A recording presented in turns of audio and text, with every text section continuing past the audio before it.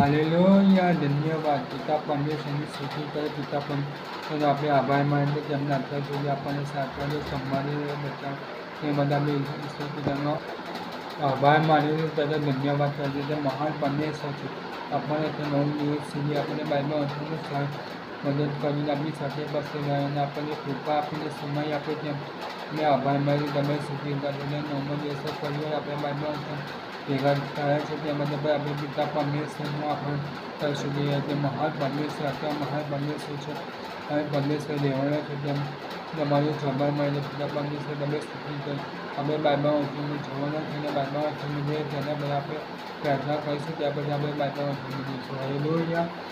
હવે આપણે આંખો બંધ કરીને પ્રાર્થનામાં જોઈએ. હાલેલુયા, ધન્યવાદ. હાલેલુયા, ધન્યવાદ.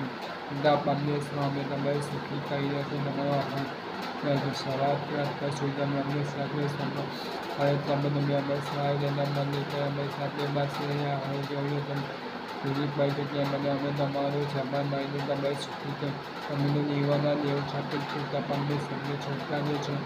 પૂજ્ય મહાન પરમેશ્વર તમે જ છો ત્યાં જબા મળીને તમે સ્તુતિ કરી તમે તમે જેટલો આભાર મારી પિતા જેટલી સ્તુતિ કરે પિતા પરમેશ્વર એટલો ઓછો છે.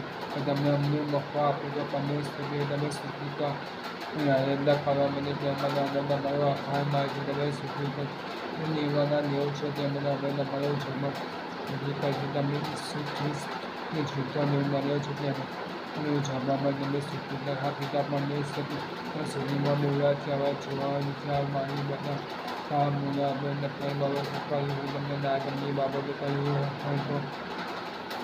તો ઈસુના રત્ન અમે જોઈશું યાદ તમે આવી રીતે દરેક બાબતથી કહી શકો પિતા પણ તમે તમને કૃપા આપો અમને એવું ખાવા દે છો પિતા પણ યાદ તમે અમારી પ્રાર્થના સાથે તમે અમને મળ્યું છો સ્તુતિ કહીશ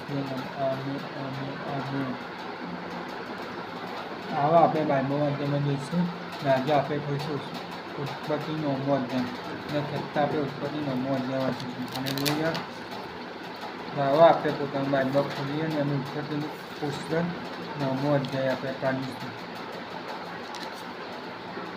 અને ત્યાં આપણે એમાં લખવામાં આવ્યું છે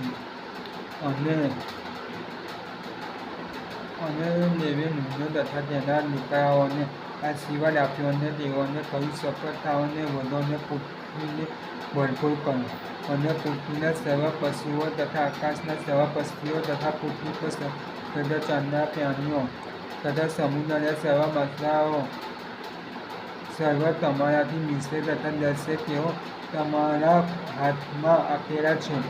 પૃથ્વી પર હરેક ચાલનારા પ્રાણી તમારે માટે ખોરાક તરીકે થશે. લીલા શાકની પેટે મેં તમને સર્વ આપ્યા છે પણ માંસ તેનો જીવ શુદ્ધ એટલે ઘર શુદ્ધ ન ખાશો અને તમારા જીવનો બદલો હું કચી માગીશ. હરેક પશુની પાસેથી હું તેને માગીશ અને માણસની પાસેથી એટલે હરેક માણસના ભાઈ પાસેથી માણસના જીવનો બદલો હું માગીશ. માણસનું રક્ત જે કોઈ વહેવડાવે તેનું રક્ત માણસથી વહેવડાવવામાં આવશે.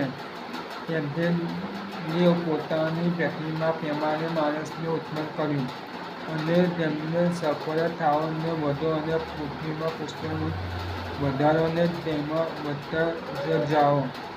અને નૂહ તથા તેના દીકરાઓને દેવે કહ્યું જુઓ તમારી સાથે તથા તમારી પાછળ થનાર તમારી સંતાનની સાથે હું મારો કરાર સ્થાપન કરું છું અને તમારી સાથેના હરેક જીવ તેની સાથે એટલા પક્ષી તથા ઢોર તથા પૃથ્વીના સર્વ જનાવર મહાનમાંથી નીકળેલા સર્વ જનાવર તે સર્વની સાથે હું મારો કરાર સ્થાપન કરું છું અને તમારી સાથે હું મારો કરાર પણ કરું છું.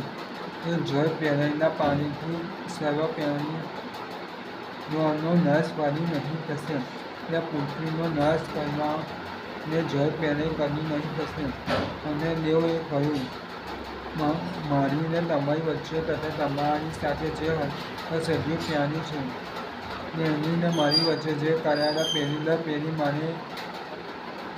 પેઢી માટે હું કરું છું તે ચિહ્નો આ છે એટલે મારું ધનુષ્ય હું માં મૂકું છું, અને તે મારી તથા પૃથ્વીની વચ્ચે કરારો ચિહ્ન થશે.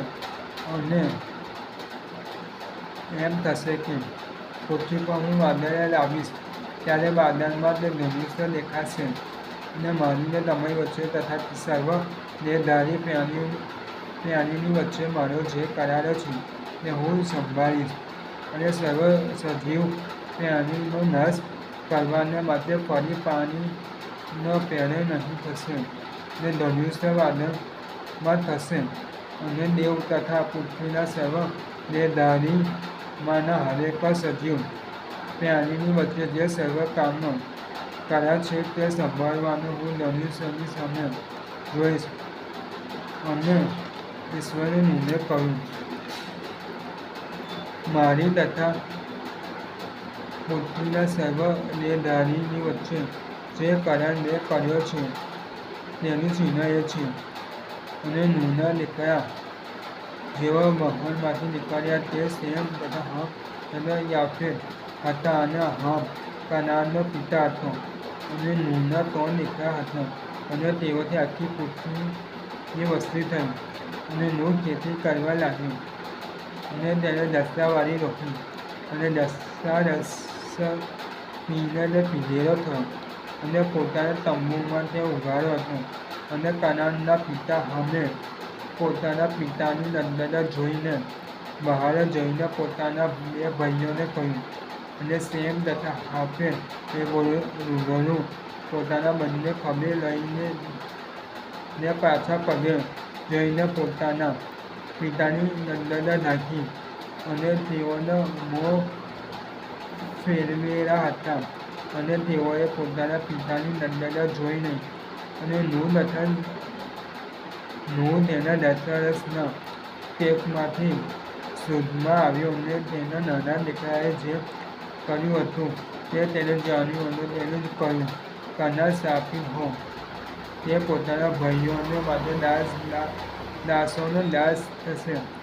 વળી તેણે કહ્યું, યહોવા શેમનો દેવ, તેમને સુખી થાઓ, ને કનાન શેમનો દાસ થાઓ.